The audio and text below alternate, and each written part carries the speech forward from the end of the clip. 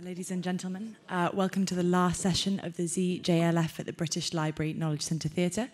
We are delighted to introduce Hyphenations of Poets, Cultures and Continents. Also, please ensure that your phones are on silent and there's no flash photography in the venue. Please welcome Daljit Nagra, Guillermo Rodríguez in conversation with Arundhathi Subramaniam. Thank you.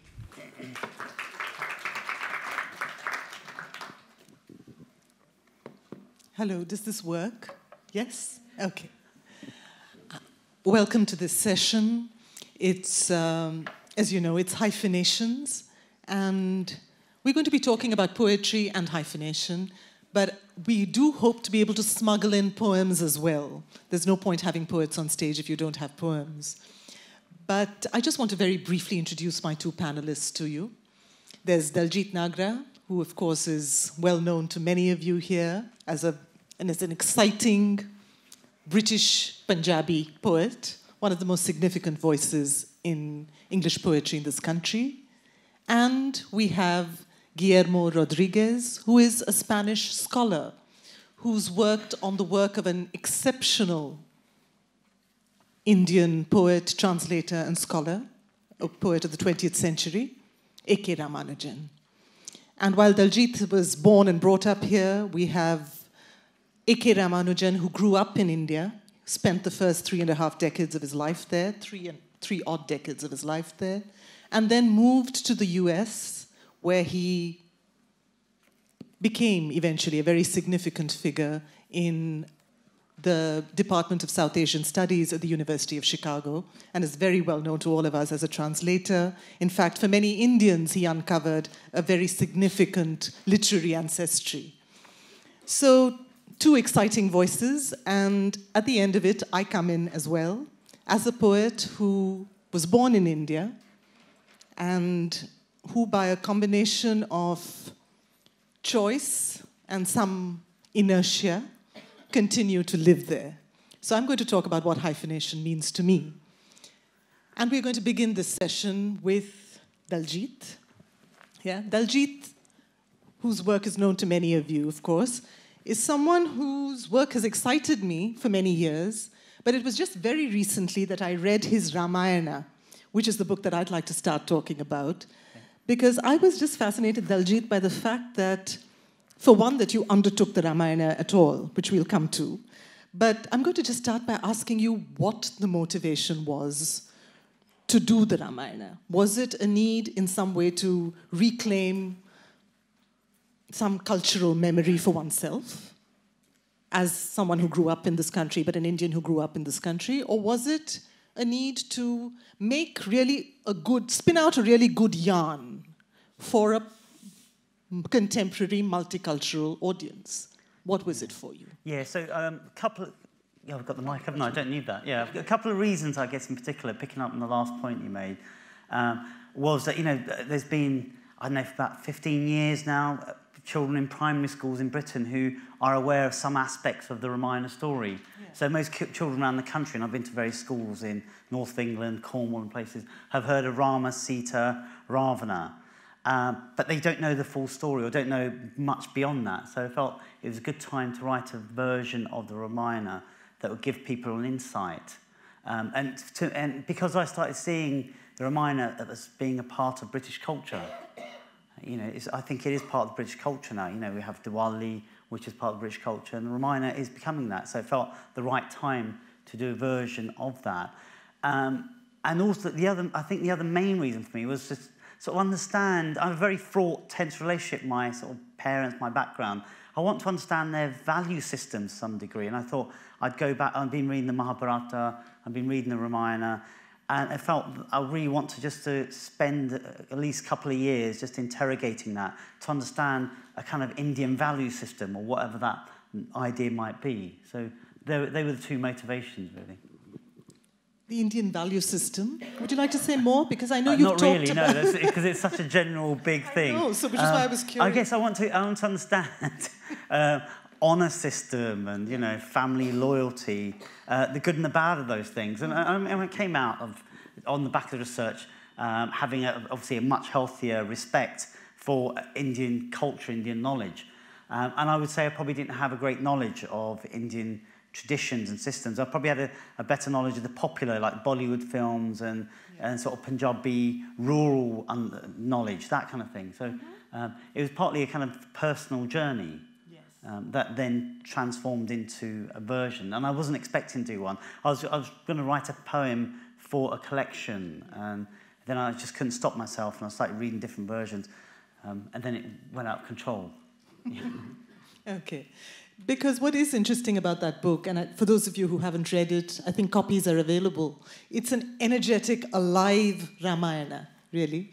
And what struck me about it is the fact that when one undertakes an epic, one often believes that the approach will be one of gravitas. But that's not the kind of book it is. It's racy and exuberant and funny. Yeah, I guess the title here is Hyphenations today, and I wanted to.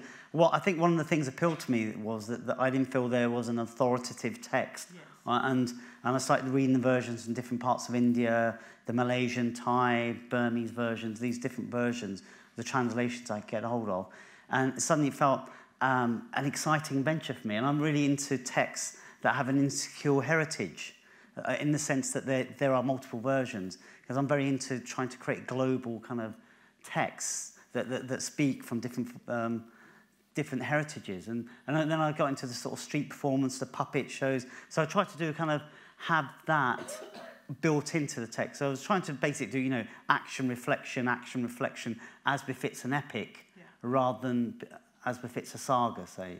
Yes. So I was trying to go after that. And so there are moments that are very lively, I think. Absolutely. And also, in a sense, it was my third book, and I've been very loud in my first book, even louder in the second. I want to see how much noise and how much kind of language from various traditions I could bring in. And the Ramayana felt right for that, for the ultimate eclectic fantasy that I had for myself. Yeah.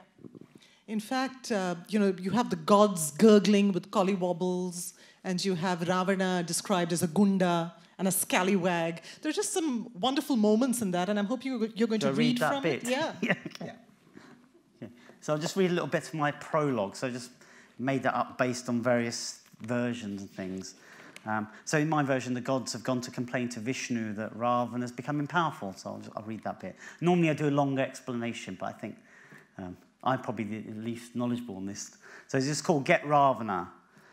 Lord of the cosmos, Vishnu was brought back to heaven from a stellar meditation by many gods now stooped at his feet. Said one, semi-stooped in the saffron light, O Lord, whilst we in thousand-day prayers for peace are bent, Ravana is bish-boshing our kingdoms. No wonder the gods were gurgling with collywobbles. Ravana was toasting their earthly and galactic worlds. But who was this scallywag, this Gunda? Lord of the cosmos, Vishnu flashed umpteen visions to the gods that showed Ravana's path to glory. In the first flashback, Vishnu displayed Ravana being born with 10 heads and 10 pairs of arms. Then he showed Ravana, the teenager, on a hillock, meditating for so many non-stop years that smoke was issuing from his head and dulling the heavens. No surprise, in Vishnu's next vision, Ravana was losing his mind and was holding a blade to cut off his own 10 heads. Vishnu from on high stopped him by asking what he is wanting. Ravana boomed back, Am I not a worthy king of the universe, Lord? Vishnu must have hoped Ravana would become pure Shanti, a bit like himself. Yet soon as Vishnu's divine engine touched across each Ravana atom in a somewhat unparalleled way, Ravana went bonkers.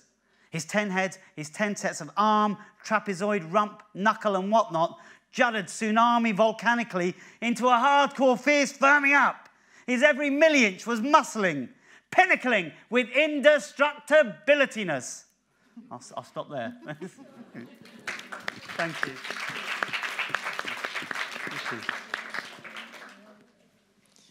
Were you aware, Daljit, at the time that you were writing it, of the kind of challenge this must have, or did it seem like a challenge? I'm not just talking about the formal challenges of doing this, but also what it means to do an epic and the kind of response that it might receive from the Hindu traditionalists, which could be one of outrage, the kind of response it might receive from dogmatic rationalists, which would be one of contempt, and from others, which is plain indifference, because most people are not interested in thinking about epics, necessarily. Yeah, so...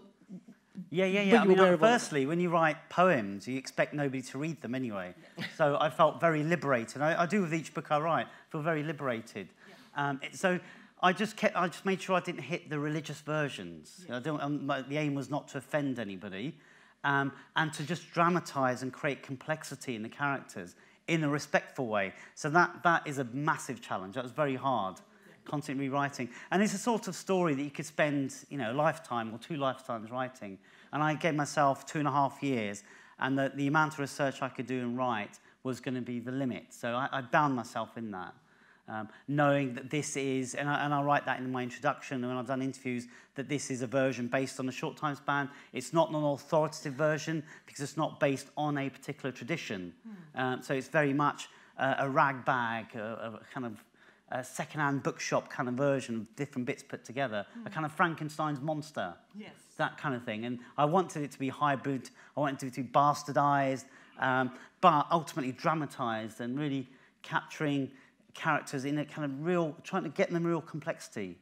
And I haven't read the versions. I don't think any of them, there's not a satirical tradition of it. I know over recent decades there's been, feminist, Marxist versions of stories, but it was really important for me to keep off those because a Western audience doesn't know the story. So I want to make sure I kept to the main thread of the story, but then refer to different traditions, whether it be Thai version or Burmese or Nepalese version, to bring in things to make my story cohere and make its own logical sense. Yes. And because you talked about that complexity, I think that leads up to the question that in many ways the session is about more largely, which is, I think, what really is it like to be what you are, which is a Punjabi Sikh British poet? Have you ever wished for a less complicated identity? Yeah, it's a tricky life growing up, but once I started writing poetry, I felt really liberated, actually. And you suddenly feel that's a point of strength, that you can bring in, sit one word from one tradition alongside another word from a different tradition, or a word from Low English to High English, Archaic English, Punjabi, whatever.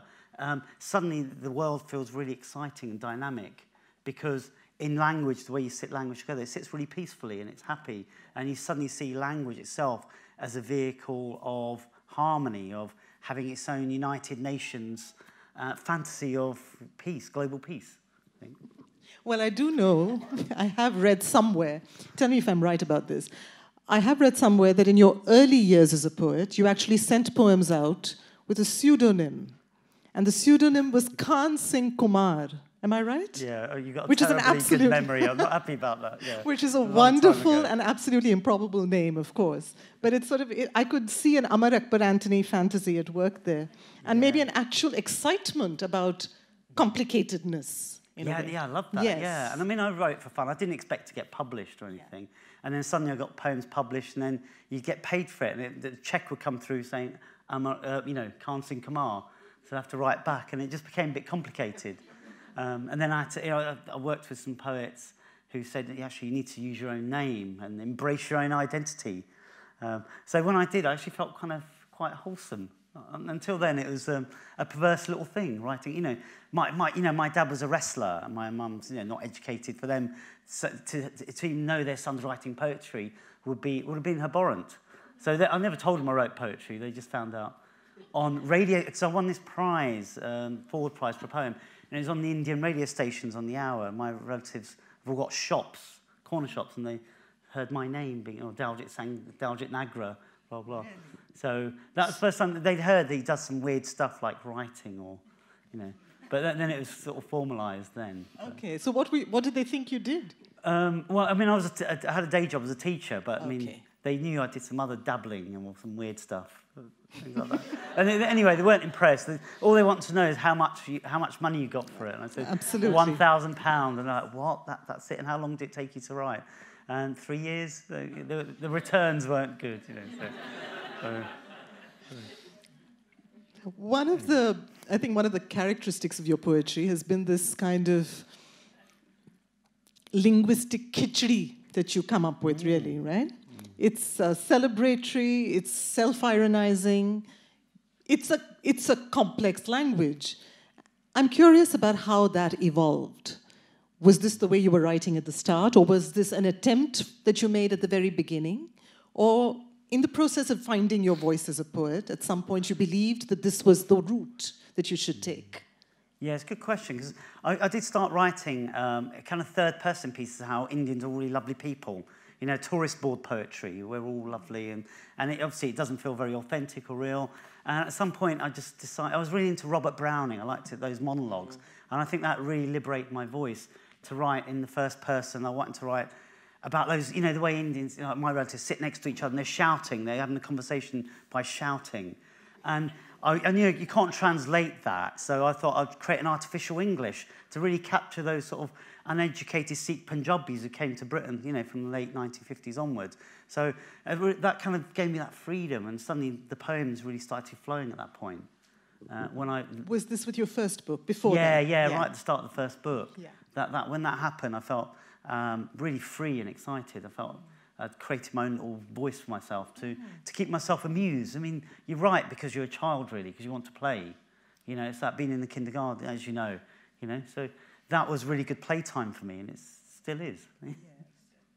No, I know with your new book, is it British Museum? Yeah. So it's interesting to be talking about that here in the British Library, where I believe much of it was not this particular book. You said you were actually researching a great deal of one of your books Ramayana here. It was the Ramayana. Yeah. Okay. A couple of years, yeah. Really? There's so much stuff here. Yeah. Yeah, and I did 2 years of research, and I could have carried on longer with the amount of stuff they've got to do with the Ramayana. Yeah. But with British Museum, it's really... tell me more about the book, but as I understand it, it's about a generation of Indians that came to the UK and which you feel is really fast dying out, and it's a whole generation that hasn't been talked about enough. Was that how you? Yeah, was that your entry point? That's very. I want to write a book about Britishness, where we are as British people now, and from my point of view, I want to write partly about that first generation. Those uneducated Indians who came to Britain and made a massive impact on the culture of Britain. I'm thinking of Indian restaurants and the corner shops. It's a huge impact. And they were largely the uneducated ones who came over. So for me, it's really important to celebrate their achievement. And they're slowly dying off now. So it's really important to create poetry about them. So part of the book is really a recognition of them. Largely the good work they've done. Yeah. Yes. So it's a happy thing. It's a happy book. Yeah, in that sense, yeah. Yes. Would you like to read from it? Yeah, I'm going to read an unhappy one, though. Yeah. Oh, okay. No, it's a happy, unhappy. No, it's the unhappy one. I just want to write a poem about me, my mother. So I've got white wife, Gauri, that kind of, and my parents are not, they rather just call, I know they call her Gauri behind my back and that's it. So she's called Catherine, and we've been together for nearly 14 years. My parents still can't say her name. They say it's too difficult to say for us. And my mum did try and say her name once, about 3 years ago, and she said, Gain. And she never said it again. That sort of sparked off thinking about cane, sugar cane. My parents, they grow sugar in their villages in Punjab. So really, I was really started thinking about the empire kind of bitterness, as it were. So this is the poem about that, I guess. So it's called Cane. No English talk at home. My mother booms in Punjabi. Our carpets bloom florals from where she sobs at each Punjab film when lovers croon along sugarcane fields. I turn my head from her soppy Pollywood. She cries that my tongue is sold on a language that stole her life for the rootless exchange, like sugar that travelled one way, and offers to arrange me a wife and a corner shop. When I steal off to study for an English degree, at our shop back door, she stands between us to hold me firm and sob, nor speak white girls. She's been here so long that I can't follow how she won't ripen with time. Only when torn does she meet my sweetheart, who bears our roses. My mum blushes to say, very kind. Our tongues are reined in. I keep my own counsel, and let the air go bitter when she won't sustain Catherine. Once when she called, instead of she said the name aloud. It was cut down to Cain. Okay, thank you.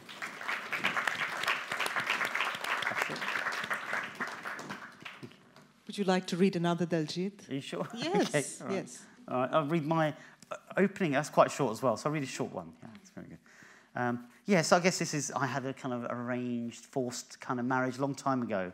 So it's partly about that, but it's also, we've got, my wife and I've got 2 daughters. Happy time. So it's that time when the second daughter was about to go into bed from the cot, you know, that special moment.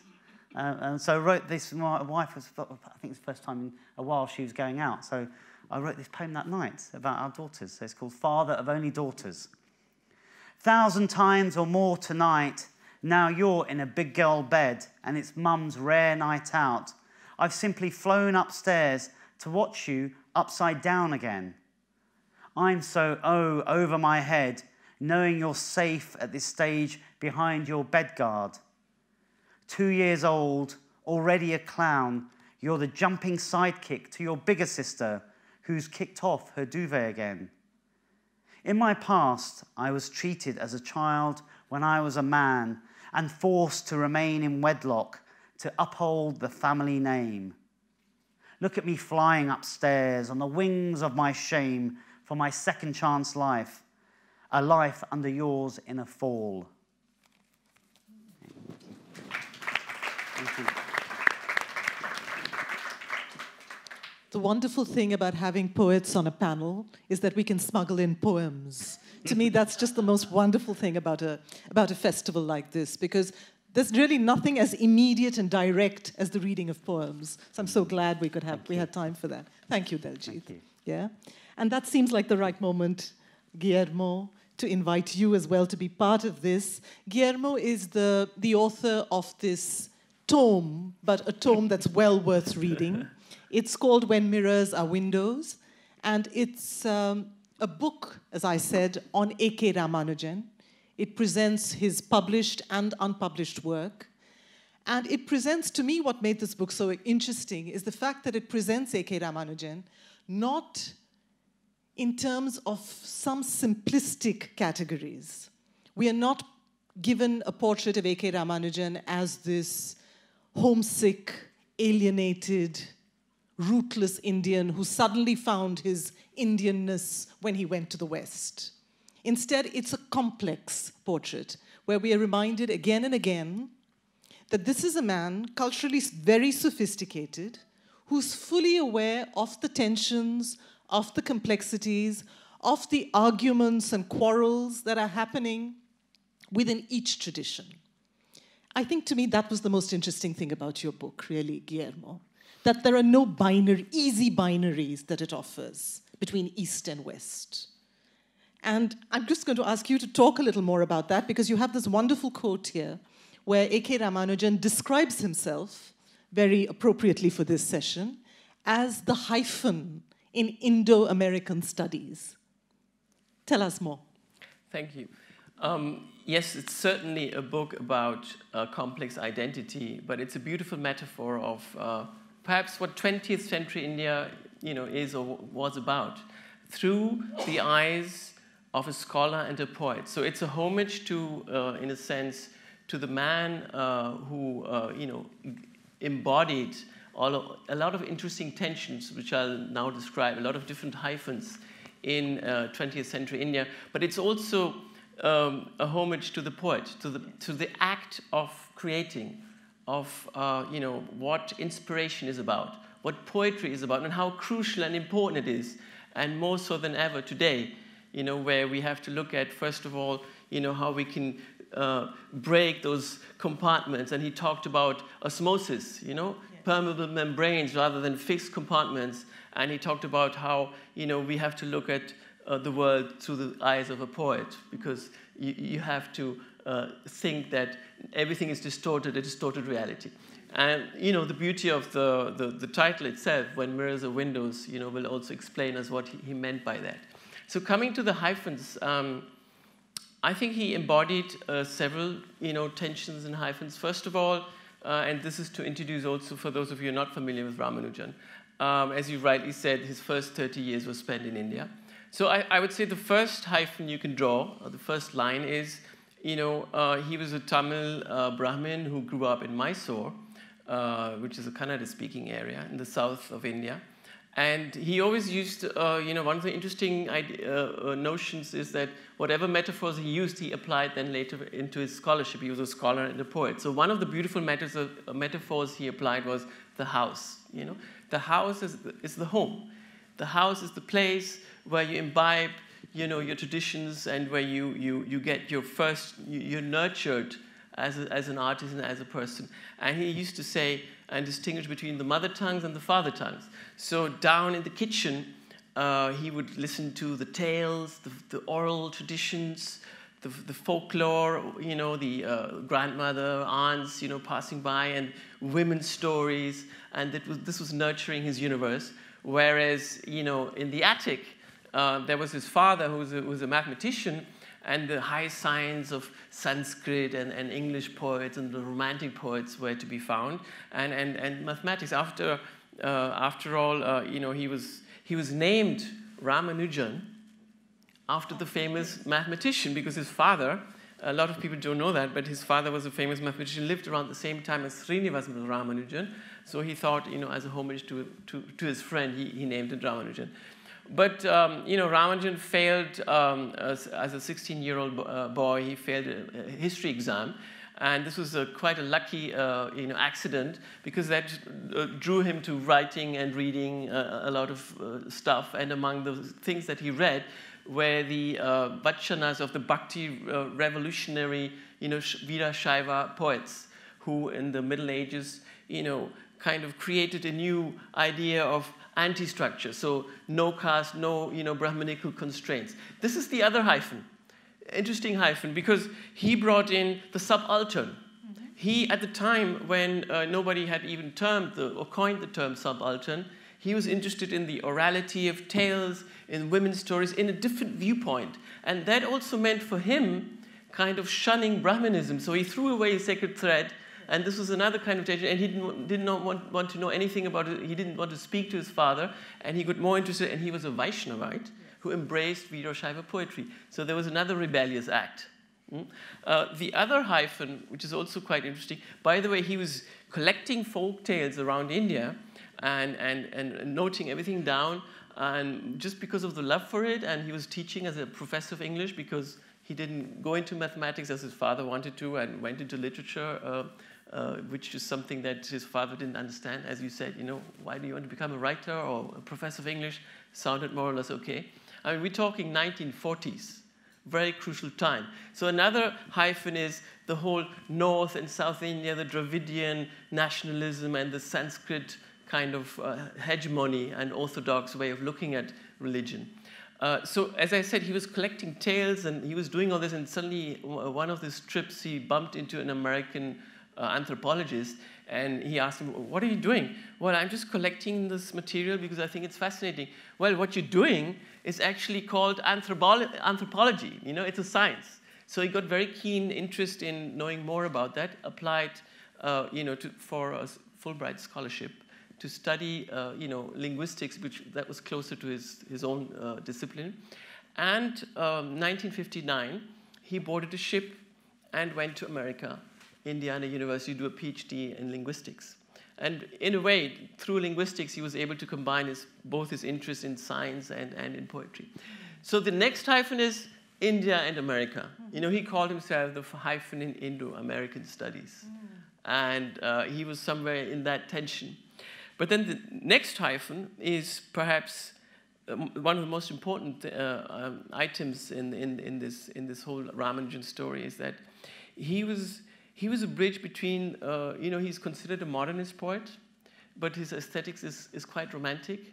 So he bridged the romantic, modernist, and the postmodern, at a time when a lot of people were thinking, you should write like Carlos Williams and T.S. Eliot. He slowly also imbibed the postmodern, and there was a challenge in him.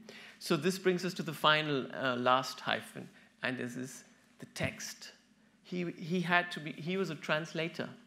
he had to translate because he had to translate all these hyphens and tension within himself, and it has brought us some of the most amazing, texts from the South Indian tradition into English. And if I would say what is his most important contribution, as Ananthamurthy said, he wrote an essay when Ramanujan passed away at the age of 63, at the peak of his career. He said, what is it, the importance of being Ramanujan. He brought an entire new unknown tradition of the time when in America everything was Sanskrit Indology and looking at the orthodox text. He brought in a new area of South Indian studies. And this is a huge contribution. And he engaged a lot of poets to do the same thing and translate texts. And this is something that he wanted to do. And this brought us and brings us also to his obsession with the past. The hyphen of connecting the present and the past. But how did he express? He expressed it through poetry. Yes. Yes. In fact, this morning we did a session on Bhakti poetry. I don't know how many of you were here for that. But one of the things I did do was to read more than one of Ramanujan's translations there. Yeah, right. I think, not just for America, he's been significant for many of us Indians in uncovering traditions that we ourselves were just dimly aware of, bringing it to English translation. Pre-Aryan Tamil Sangam poetry, really. To actually read it in the English, in those magnificent translations, I think has really changed the way many of us look at our own heritage. Because the key, the mystery was, as he called poetry an ordinary mystery, and the act of translation. He said, you have to let poetry win without allowing scholarship to lose. And another interesting phrase was, poems or translations are never finished, only abundant. It's not a closed act. You can't find a closed act and the way of expressing. See, all of this if you would look at the world, as a tree, and this Upanishadic idea of the tree cosmos and the tree upside down tree, what the consciousness is, because all of these elements that I've just mentioned, were part of the self, are part of your identity. They're not just loose strands, but he called it, before, everybody talks about the net now and network. He talked about literatures as networks and reflections and refractions. Yes. How texts reflect one another. That's why the idea of mirror and glass is so important in his poetry. Everything is mirror image. I just wondered, in fact, if you want to read that particular I will read poem. That. Yes. I will read that. Yes. So the whole idea of, the poem I'm going to read is about, he says, glass is good. It reflects to the outsider and refracts for the insider, So I will read or recite another poem of his, and that may lead us to other reflections. Yes. I resemble everyone but myself, and sometimes see in shop windows, despite the well-known laws of optics, the portrait of a stranger, date unknown, often signed in a corner by my father. So this person looking at the window, shop window, seeing himself, but who's on the other side, and somewhere there's his father, Father is always, we always have the past in us somewhere in the corner, date unknown. And I think, this is also why he wrote a whole essay called Where Mirrors Are Windows, yes, towards an anthology of reflections. So he's obsessed about mirrors and glass because it's a beautiful metaphor. And the other beautiful metaphor I would like to just share with you is, again, the tree. The tree, how everything is connected, and this Upanishadic idea of, he uses it in one of the poems, but it's a gypsy proverb that says, you can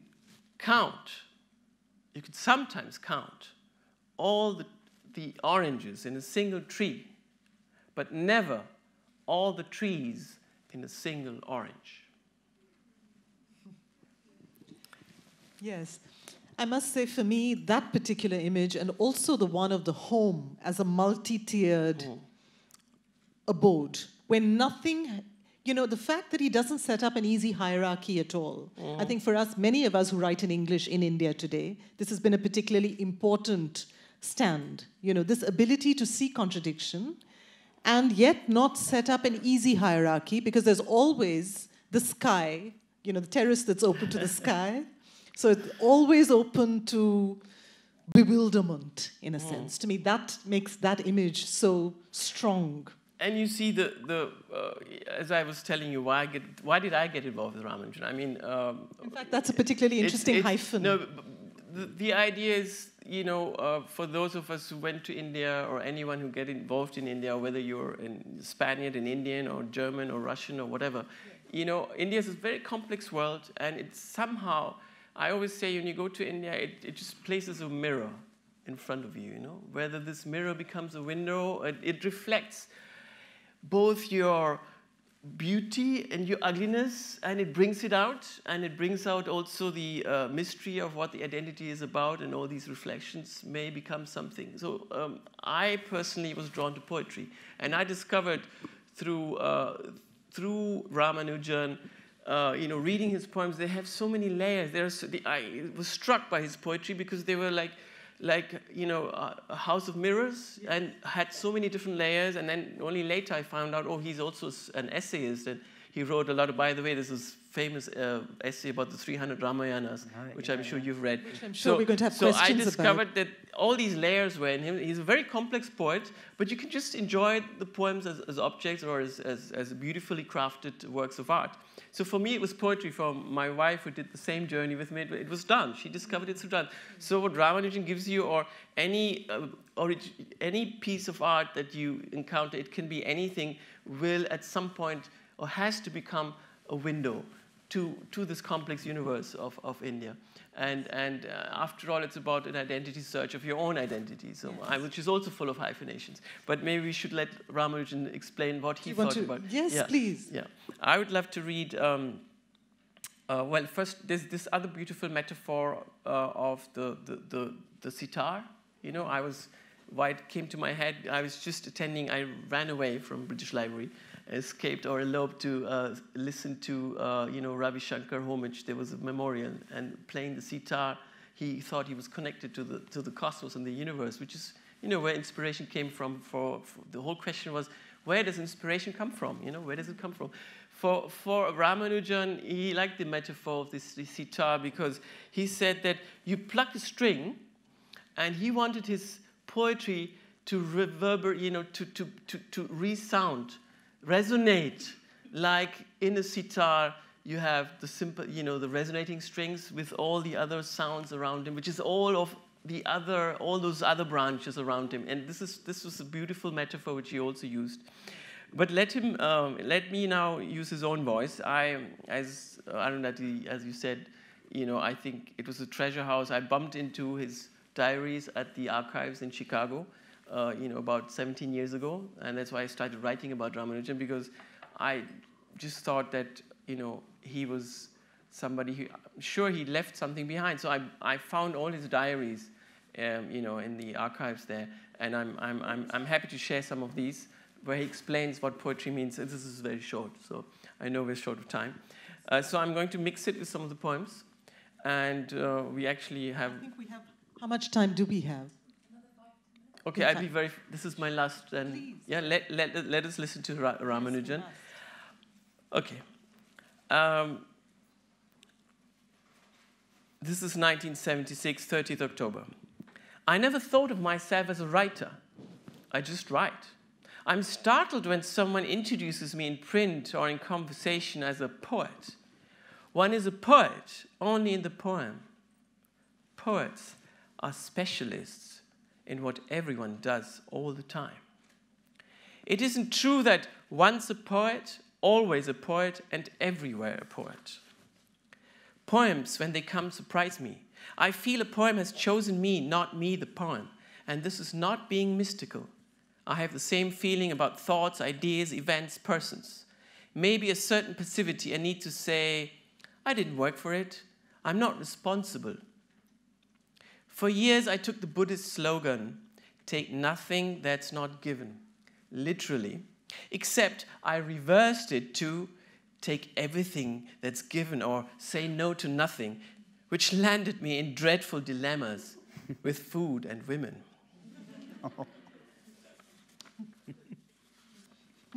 So in a way, he says, one needs the other, even if it's the mocking other, to find oneself. And the English language, America, has been that other. As a translator, one translates to repossess one's past. Not only to realize the pastness of the past, but the presence of the past.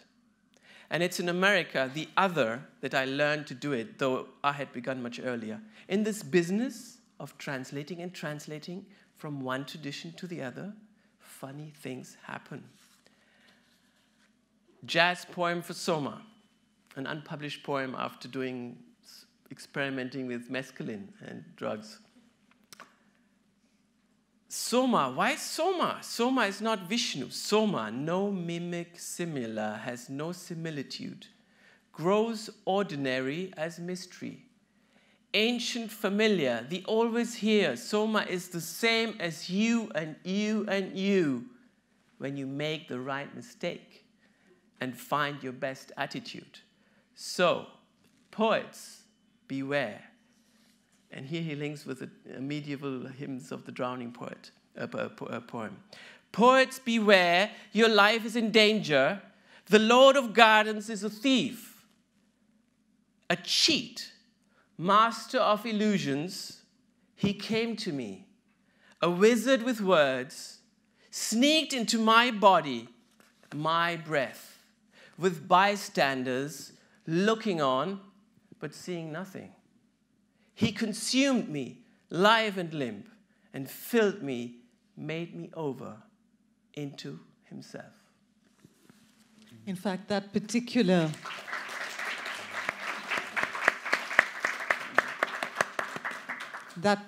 close is from Nammalvar, whom I read this morning. And I think Hymns for the Drowning is one of A.K. Ramanujan's most significant works of translation. Every time I go back to that, I'm quite amazed by it. Yet another book I'd recommend. I know we have... Why don't we drown in your poetry now? I don't think there's enough time to drown. Please. I really don't. Yes. Yes, but I do know that we're running short of time, so I'm trying to think of the best way to approach this. I wanted to talk a little about where I was at, but I think since we're running short of time, I'm just going to read a poem. How does that sound? Yes? Let me just read a poem from an earlier book, not from the most recent one, When God is a Traveler. I thought I'd read from the recent book, but the reason I'm choosing to read this particular poem, which is a rage poem, so it's an energy poem to end with. I would have liked to read something mellower as well, but that's not going to be possible. So this is a rage poem addressed to a Welsh critic. But I should just say that it could just as well be addressed to many of the voices back home in India that also tell you that there is just one way to belong. There are many voices like that all over the world. So in a way, I see this as just a poem about resisting ready-made language. And I think that's the business of poets, really, to constantly resist ready-made language in one way or the other. It's one long rant of a poem, and I'll be done. To the Welsh critic who doesn't find me identifiably Indian. You believe you know me, wide-eyed Inglit type, from a sun-scalded colony, reading my Keats, or is it yours? While my country detonates on your television screen. You imagine you've cracked my deepest fantasy. Oh, to be in an Edwardian vicarage, living out my dharma with every sip of dandelion tea and dreams of the weekend jumble sale. You may have a point. I know nothing about silly mid-offs. I stammer through my Tamil, and I long for a nirvana that is hermetic, odor-free, bottled in Switzerland, money back guaranteed. This business about language, how much of it is mine, how much yours? How much from the mind, how much from the gut? How much is too little, how much too much? How much from the salon, how much from the slum? How I say verisimilitude, how I say brahadaranyaka, how I say varaparam, it's all yours to measure.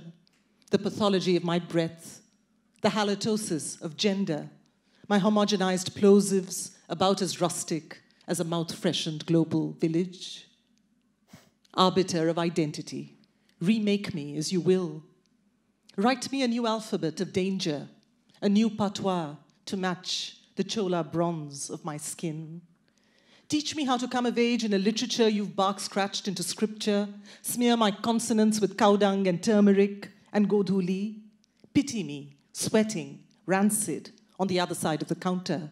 Stamp my papers, lease me a new anxiety, grant me a visa to the country of my birth.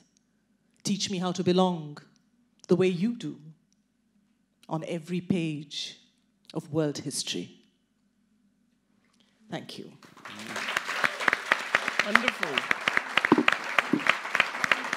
Great. Questions?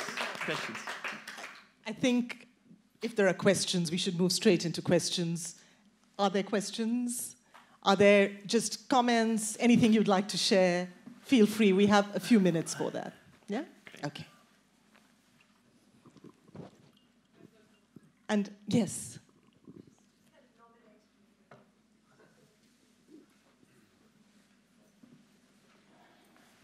I think we all need to drink water now.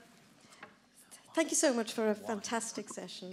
I was particularly taken with your poem at the end there, and also with the connections really with the kind of language you use to actually engage with poetry.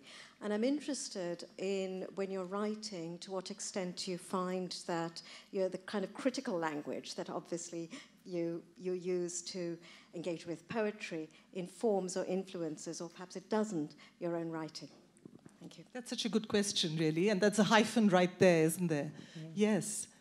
I think in this particular poem, I allowed myself a certain kind of critical language just to suggest a certain awareness about this. And sometimes I realized this is not the kind of poem I would customarily write, but sometimes it feels like in order to resist a gatekeeper, a cultural gatekeeper, you have to turn into a gatekeeper yourself, very briefly.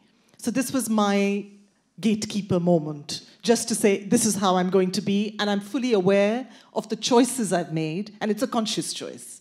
So I think that was the reason why a certain critical terminology entered this.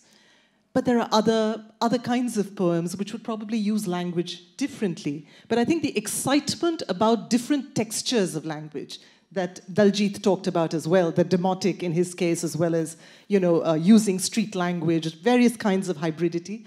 I think for me,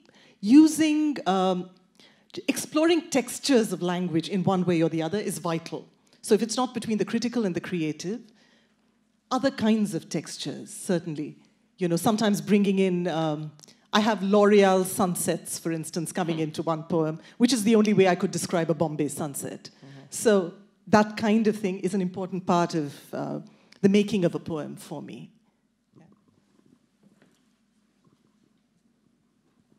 I like reading and writing poems. Oh, that's lovely. Well done. Thank you so much. That's wonderful to know. And don't forget that you said this today, many years later. Yes. Huh? Continue. Thank you. I don't think I can follow that. Not with this question, anyway. But one thing that's interested me is it's a time difference in a sense between Ramanujan and Daljit's work and your work. And I just wanted to think about, it's reminding me about the previous session or before William and Anita and on migrant words. The idea of not having any hyphens and what Mulk Rajaland, who was a bit earlier than the poet you're talking about, always talked about literature as a sea of stories, and your title is Hyphenations, Poets, Cultures and is really what you're doing is really is in a sense drawing on that sea of stories across all these different languages, whether they're direct translations or living in translations or hybridity in terms of contemporary life. And I just wondered if some of these earlier writers, in a sense, were speaking the same kind of language as we're speaking in this sort of post, migrant, whatever we call it, world, where the migrants become an everyman. Yeah. Yes. Would you like to take that? I would like to say, I don't need that. Yeah, I forgot I think what's interesting about time and, that kind of time travel we do when we translate, and I think I should probably ask you also as poets. In the Ramanujan's case, he was very influenced by though he doesn't mention it directly, by the idea that T.S. Eliot, tradition and the individual talent, yes. Which brings us to the idea of whether what we create now, even as critics, even as poets, as writers, is also changing the past. Or to what extent can Keats influence Shakespeare, or Shakespeare can influence, Ovid or, Homer. How does that work? What is the dialogue between the text of what is produced now and the future and the past? Or is that a fluidity? And this is something that Ramanujan believed in, that everything is fluid. He wanted to insert or inscribe his own work in that tradition because he thought that's how it was in the past. We think in linear times. I think historiography in the West and what history is about is very linear, like progressive. But even the whole concept of parampara, tradition in the Indian context, is a completely different thing. It's not tradere. Tradition comes from Latin, means to bring this way. Parampara is what is far behind. So, to what extent are we traveling behind, or are we moving forward? That whole idea has to be kind of readdressed, especially through art and poetry. Mm-hmm. I think what interests me about Ramanujan particularly is the way in which he articulates himself time and again as a poet and as an essayist without ever falling into either extreme. He never sounds like one of those foaming chauvinists, he never turns parochial, nor does he ever he never sounds like a glib world citizen. It's a complex identity in both cases. To me, that makes Ramanujan in many ways an interesting proposition, that it's not easy. So may I ask you, in your poem you just read, I had this notion that I heard Ramanujan's resonating voice there of the mock poem Prayers to Lord Murugan. Is some of that in there? Maybe unconsciously. Or maybe in your case, to what extent are other voices or other stories just floating around and you're just opening up, a Pandora box and, how... Absolutely. Well, I think any writer accepts that you are part of a tradition, you're taking on board that tradition, and you haven't flown in from a different planet. So the writers I like them because I can hear loads of other writers in them. Yeah. If I can't hear loads of writers from hundreds of years, they're probably not a good writer, I think, because part of writing is your kind of homage to your reading as it comes out in your writing. So yes, I think we are directly or indirectly influenced by Ramanujan, say. And you have become part of the Ramayana tradition now. Yeah, absolutely. Yeah. Yes, you are. Yeah, completely. I agree. Yeah, yeah, you are. Yeah. Yes. Yeah. Yes, absolutely. I'm sorry, I don't even think we answered your question, did we? We didn't. We went into something else. I'm so sorry. Break down hyphenations. And the notion... It's fluid. It's fluid. It's not... It's a fluid concept. Yeah. Yes. After all, what's a hyphen is a line, but you can... But the hyphen as rupture and the hyphen as bridge, to see it much more as bridge than rupture, I think, is what all these three poets in different ways, I think, are doing. Yes. Yeah. When do you use a hyphen in a text? When you're not sure of the spelling sometimes? As in the English language, you use a lot of hyphens. And we don't use that many hyphens. It's either, one word or two words. Or for compound language, creating a new word. Yes. Yeah, so it's this whole tension about synthetic and analytical also, synthetic or analytical. Yes. It's a question to Daljit.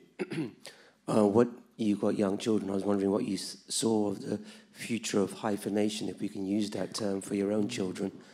Because I'm not quite sure what third or fourth generation, what it's going to mean to them. And is that angry, loud, uneducated Punjabiness going to continue?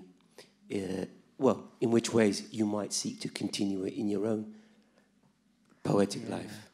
Well, I feel really positive about, so I'm thinking my two daughters, my wife Catherine's, third generation, that there's an incredible enrichment that's taking place. We live sort of in West London, Harrow. They're in a community with Gujaratis, East Europeans, Irish and White English. So there's an incredible vibrancy, I think. In terms of Indianness, they've got certain things that they regard as Indian they want to take on board as well as other things. So I really celebrate that kind of hybrid mix they have. I think it's a different type of person that's coming through.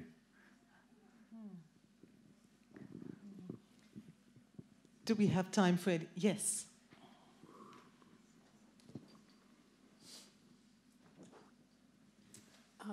So far I've heard hyphenations being also compared to sort of as a tension.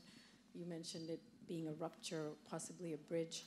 But is there a kind of resistance in that when you write your poetry? I mean, in my everyday life, being hyphenated and being made aware that I'm hyphenated. I don't walk around consciously, but being made aware by micro-interactions. I feel that it's a constant resistance for me to stay there and not be pulled to either one of the two polarities. Yeah, absolutely.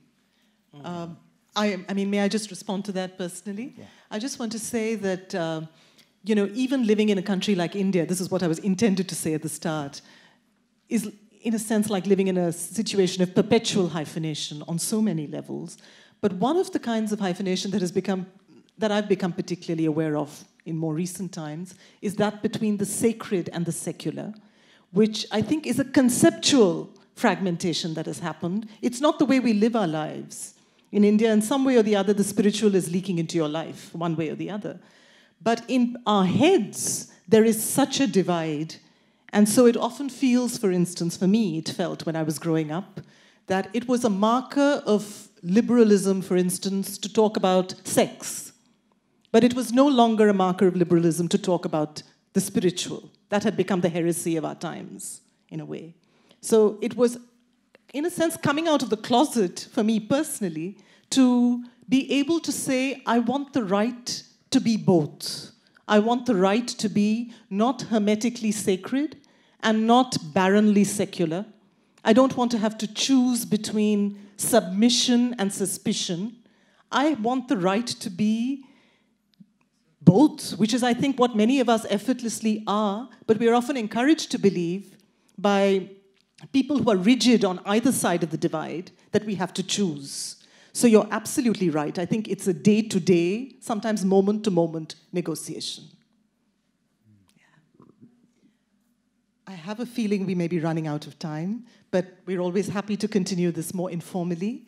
Thank you so much, all of you, for being here. Thank you. Thank you, Guillermo. Thank you, Daljit. Thank you very much. Thank you.